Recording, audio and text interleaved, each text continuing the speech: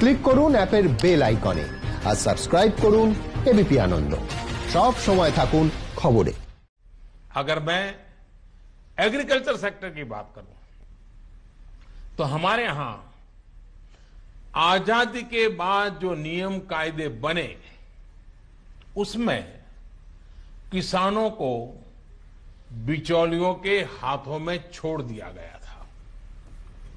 किसान कहां फसल बेच सकता है, कहां नहीं बेच सकता है, इस तक के नियम बहुत सख्त थे।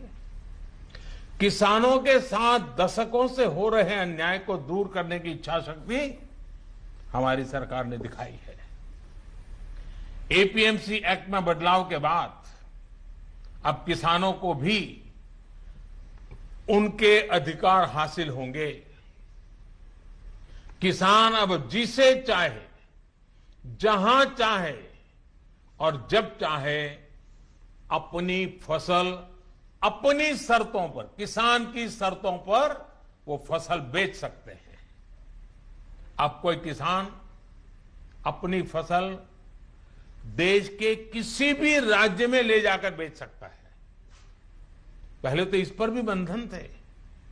साथ ही वेयरहाउसेस में रखे अनाज या एग्रीकल्चर प्रोडक्ट्स अब इलेक्ट्रॉनिक ट्रेडिंग के जरिए भी बेचे जा सकते हैं। आप कल्पना कर सकते हैं इससे एग्री बिजनेसेस के लिए कितने नए रास्ते खुलने जा रहे हैं। साथियों, इसी तरह हमारे श्रमिकों के कल्याण को ध्यान में रखते हुए रोजगार के अवसरों को बढ़ाने के लिए लेबर रिफॉर्म्स भी किए जा रहे हैं। जिन नॉन स्ट्रेटेजिक सेक्टर्स में प्राइवेट सेक्टर को इजाजत ही नहीं थी, उन्हें भी खोला गया है।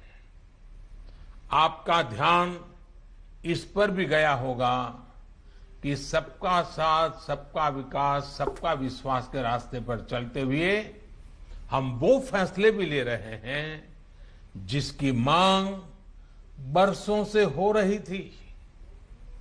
साथियों, दुनिया का तीसरा वो देश जिसके पास बहुत बड़ी मात्रा में कोयले का भंडार हो, कोल रिजर्व हो, जिसके पास आप जैसे साहसी और उद्यमी व्यापार जगत के लीडर्स हो, लेकिन फिर भी उस देश में बाहर से कोयला आए, कोल इंपोर्ट हो, तो उसका कारण क्या है? आप भी जानते हैं, देश भी जानता है। कभी सरकार रुकावट बनी रही, कभी नीतियां रुकावट बनी रही, लेकिन अब कोल सेक्टर को इन बंधनों से मुक्त करने का काम शुरू कर दिया गया है। अब कोल सेक्टर में कॉमर्शियल माइनिंग को परमिट कर दिया गया है। पार्सली एक्सप्लोर्ड ब्लॉक्स को भी अलॉटमेंट करने की परमिशन दी गई है।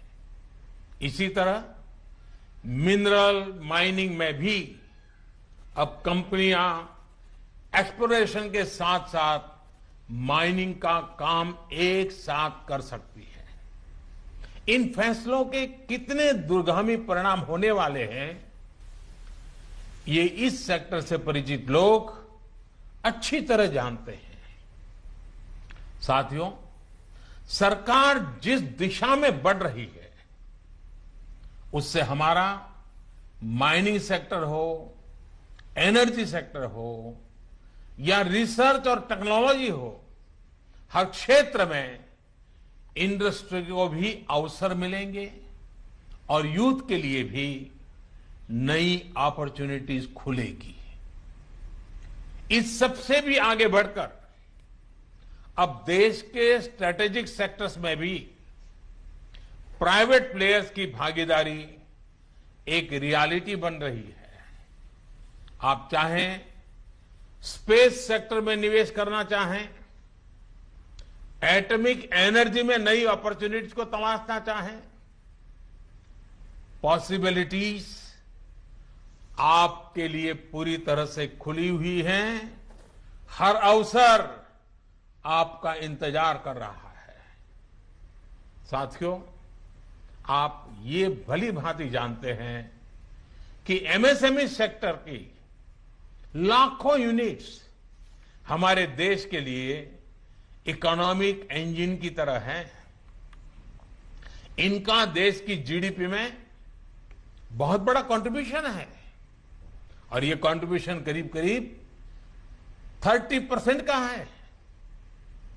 एमएसएमईज की डेफिनेशन स्पष्ट करने की मांग लंबे समय से उद्योग जगत कर रहा था। अब वो उद्योग जगत की पूरी मार्ग भी पूरी हो चुकी है। इससे एमएसएमईज बिना किसी चिंता के ग्रो कर पाएंगे और उनको एमएसएमईज का स्टेटस बनाए रखने के लिए दूसरे रास्तों पर चलने की जरूरत नहीं रहेगी। देश के एमएसएमईज में काम करने वाले करोड़ों साथियों को लाभ हो, इसके लिए 200 करोड़ रुपए तक की सरकारी खरीद में